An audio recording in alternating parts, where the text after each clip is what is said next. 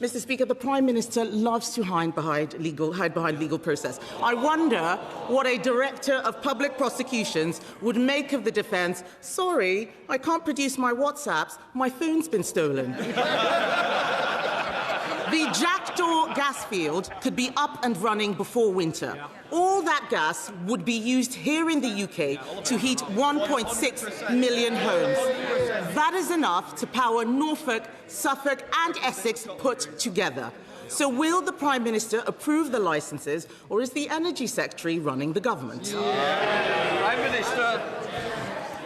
Mr. Speaker, legislation has been passed. It's absolutely clear that the quasi-judicial duty under legislation rests with the Secretary of State.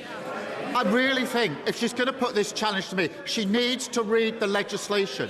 Mr. Speaker, he is hiding behind so many people. He is the Prime Minister. He can make this decision today. He can. He can. He is so weak, he's the first person to be pushed around by the Energy Secretary.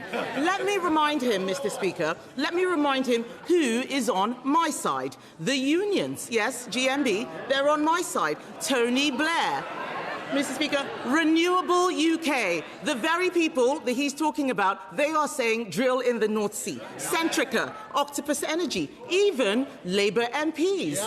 Let me quote the Labour member for Pembrokeshire who says, offshoring our carbon emissions might give a sense of moral superiority, but it is simply impoverishing our communities. We agree. So why does the Prime Minister think he knows better than everyone else? I'm going to have one more go. The legislation, the statute, the law prescribes the decision-maker. They know that. They should be embarrassed that she doesn't even... She's attacking me without having read the legislation. Mr. Speaker, I'm going to let the Prime Minister in on a secret. He's the Prime Minister. He can change the legislation. Hiding behind the Energy Secretary is pathetic. Smash the gangs! That is what the Prime Minister promised us. Trust me, I will stop the boats from coming. But 70,000 later, and 1,000 in the last week, and too many young men that pose a threat to national security, is it not time to admit Smash the Gangs has been a total abject failure, along, frankly, with most of his other policies? But isn't it now time, he told us, as summer approaches, what is Plan B? Prime Minister. Well, Mr. Speaker, this is from the man and the party that voted against giving law enforcement counter-terrorism-style powers to tackle it. So he wants the grievance, he doesn't want it sorted. To transform Crucible Theatre and keep the world...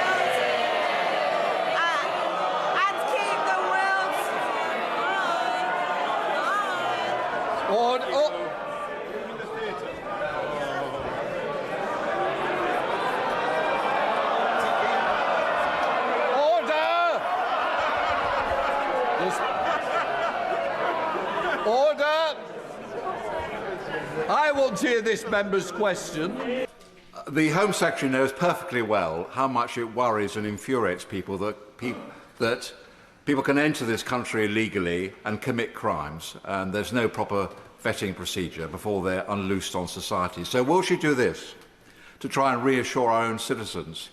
Will she ensure that everybody who enters this country illegally is detained, they are fully vetted, most of them, their asylum claims are bogus anyway, perhaps deal with their asylum claims while they're in detention and then deport them and protect our own people?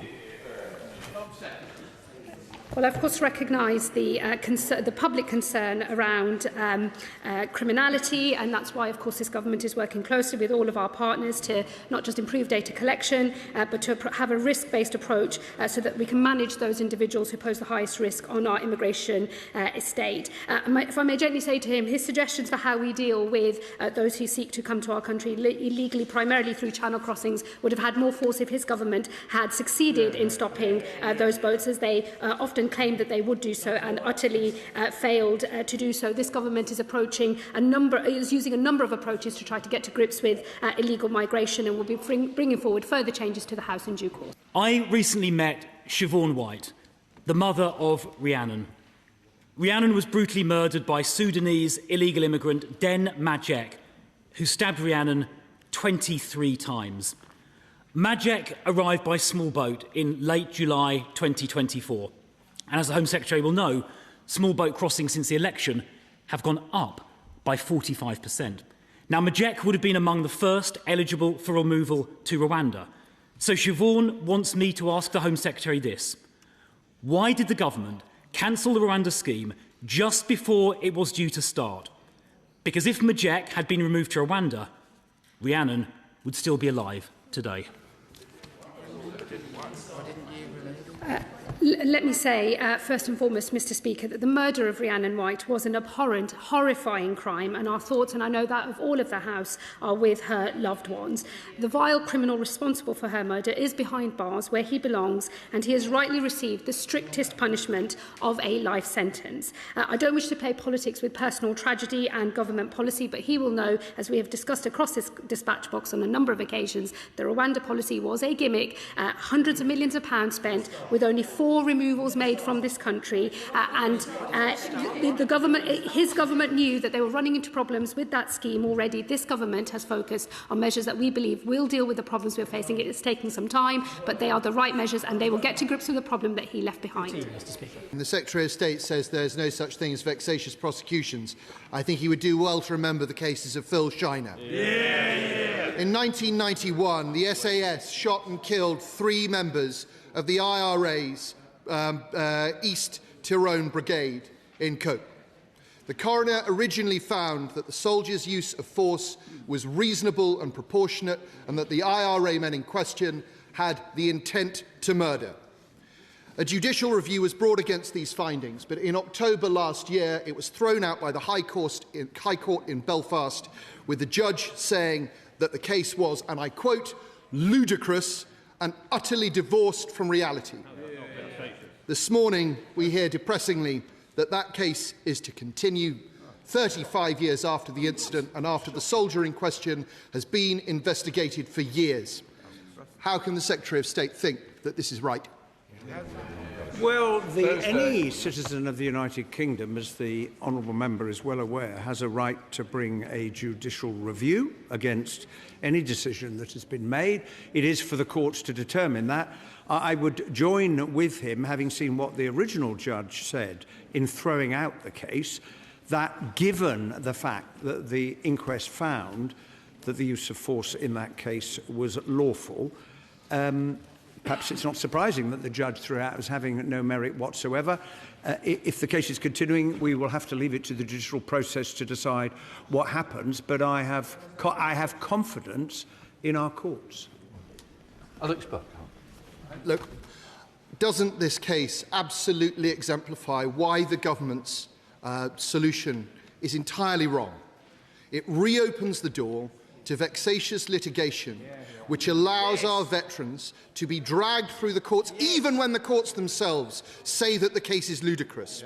And it also exposes the absurdity of the fact that legal aid is paying for these challenges against our veterans. We are all literally paying for lawyers to bring vexatious litigation against our troops.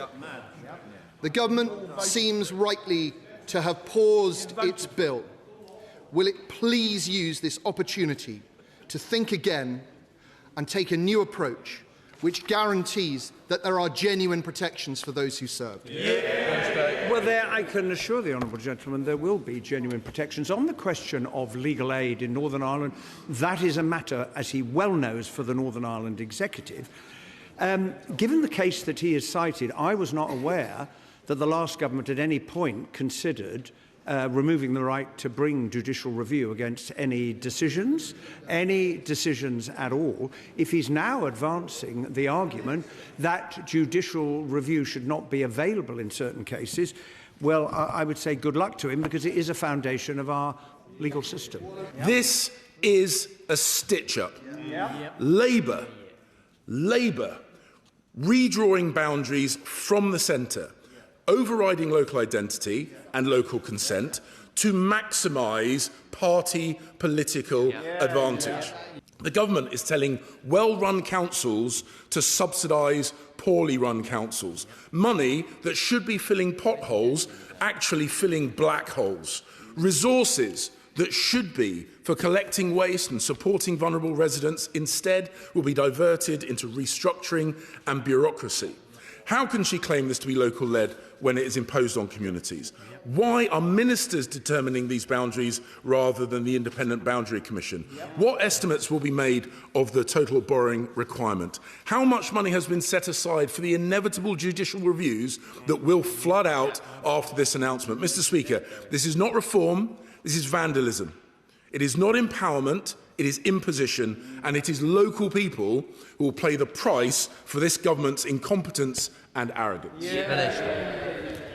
Thank you, Mr. Speaker. Well, nobody could accuse the right honourable gentleman of not saying what he really thinks about this proposal, so I'm glad that he's had the opportunity to do that.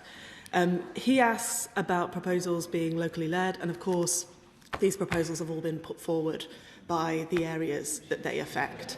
And residents and others have had their chance to feed into the consultation, and we weighed those consultation responses alongside other factors.